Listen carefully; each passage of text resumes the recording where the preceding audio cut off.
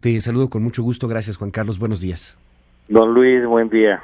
Oye, a ver, primero, ¿qué opinión te merece el asunto de derogar ya ni por decreto, derogar por memo? Es un insulto, un autoritarismo, un manotazo desesperado de un presidente que emite un falaz memorándum y trata de distribuir las faltas y el costo de su ineptitud al Congreso, al Poder Judicial y otras personas. Y son dos derrotas. Primero, la derrota política y segundo, el fracaso político. Me explico.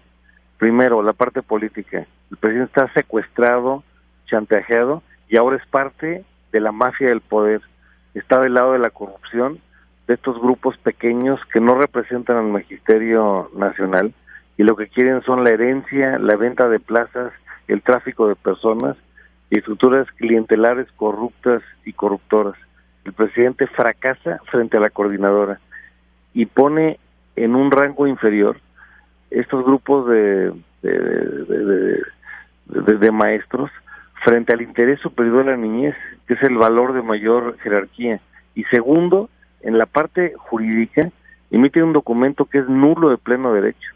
Todo acto de autoridad tiene que estar fundado y motivado. Este no lo es. Al no serlo, es nulo.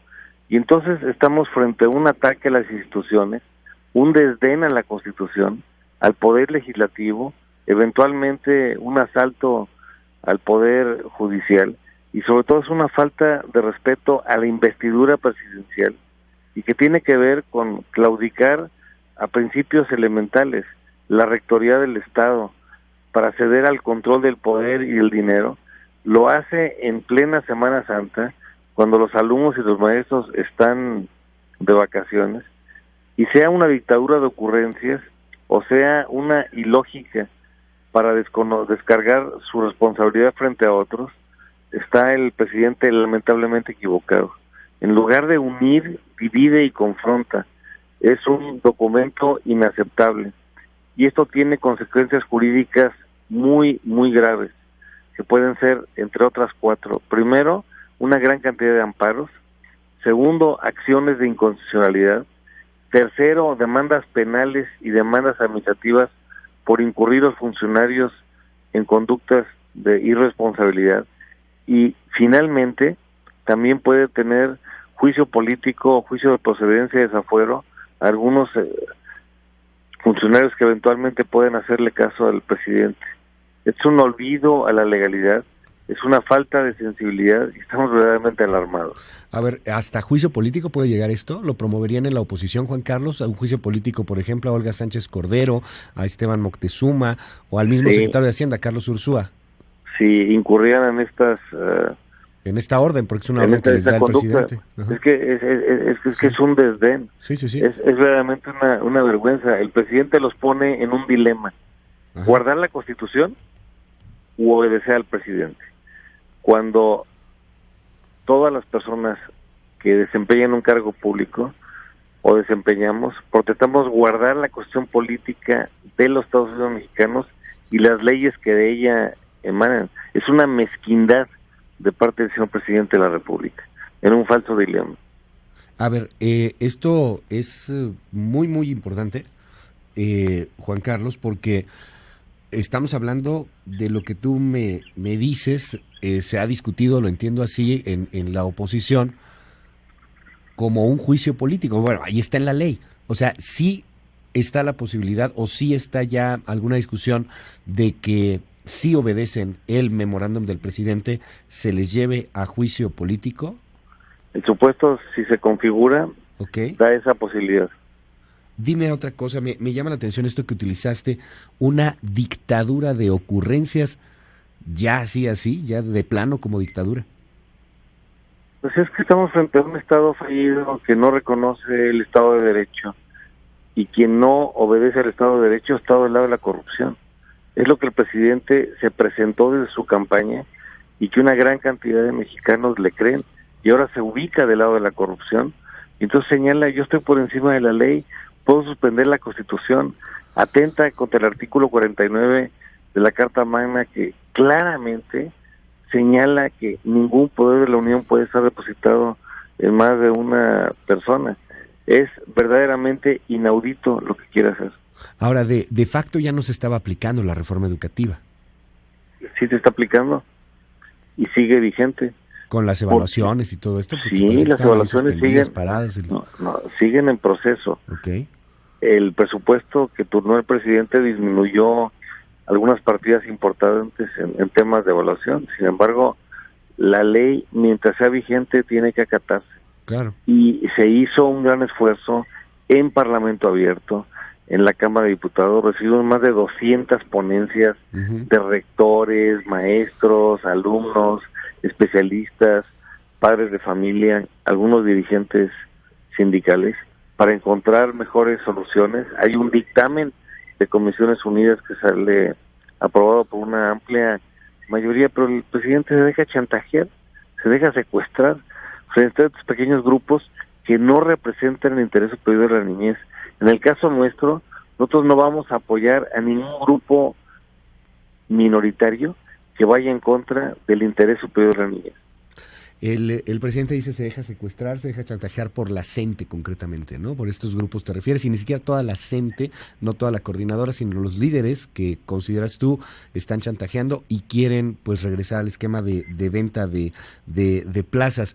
¿Qué es lo que se detendría concretamente si le hicieran caso a este memorándum en el corto plazo, Juan Carlos Romero Hicks? ¿Cómo podríamos ver que le hicieron caso? Los procesos de evaluación para admisión, para promoción, podrían restablecer algunas de las personas despedidas, son como 415, que se negaron a ser evaluados. Okay. No fueron despedidas porque hayan obtenido una evaluación no idónea. La reforma vigente, con toda claridad, establece 3 posibilidades para que la persona sea evaluada. Y si no resulta con una evaluación favorable, no se le despide, se le reubica en una tarea administrativa. Y eso después de 3 años. Así es.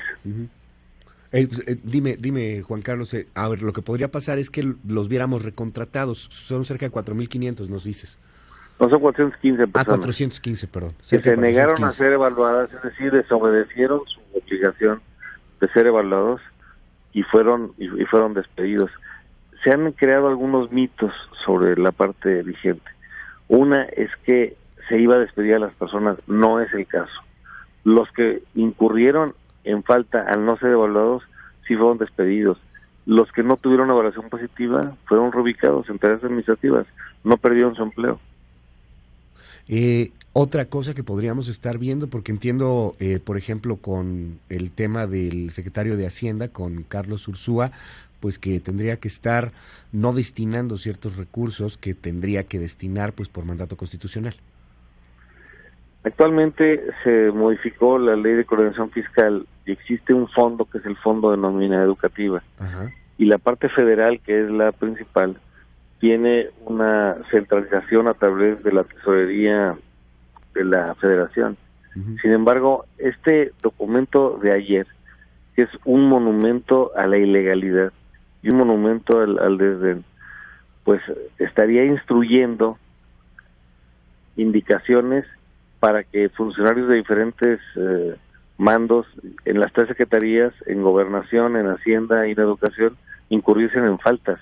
Por ejemplo, una se tipifica claramente en el artículo 216 del Código Penal, y que se refiere al delito de colisión cuando un grupo de funcionarios se reúnen para hacer una concertación para poder darle la vuelta a la propia norma.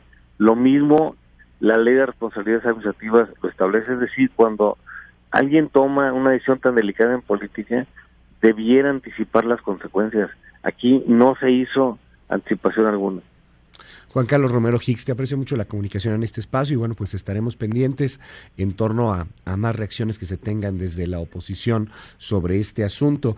Dice Mario Delgado que pues pueden pasar antes del 30 de abril, como sea, la reforma de la reforma educativa. ¿Qué opinión te merece esto? Tiene los números en la aritmética legislativa, a final de cuentas. Pues hay un dictamen que establece aspectos muy positivos. Sí. Se restablece el intento del presidente de quitar la autonomía universitaria, que por un error inexcusable se había eliminado. Se incorpora educación inicial, educación intercultural, se establecen derechos que tienen que ver con la equidad, con derechos humanos. Es un dictamen que reúne aspectos muy nobles. Pero aparece la coordinadora y el síndrome de Estocolmo y el presidente se deja secuestrar. Aparece la coordinadora y el síndrome de Estocolmo. Muchísimas gracias, Juan Carlos Romero Hicks. Muy buenos días. Muy buen día. Un abrazo. Va de vuelta, Juan Carlos. Gracias. El diputado coordinador del PAN en la Cámara de Diputados.